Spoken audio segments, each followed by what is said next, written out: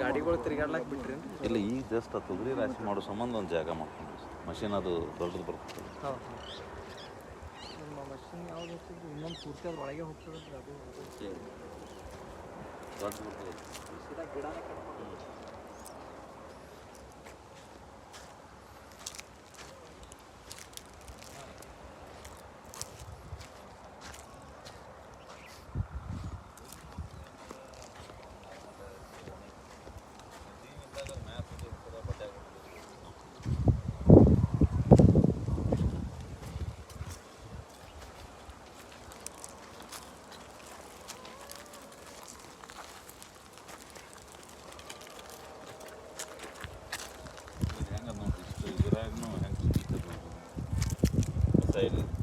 ಕಳೆ ಎಷ್ಟು ಬಿದ್ದದಲ್ಲಿ ಈಗ ಆಲ್ರೆಡಿ ಉದುರಿ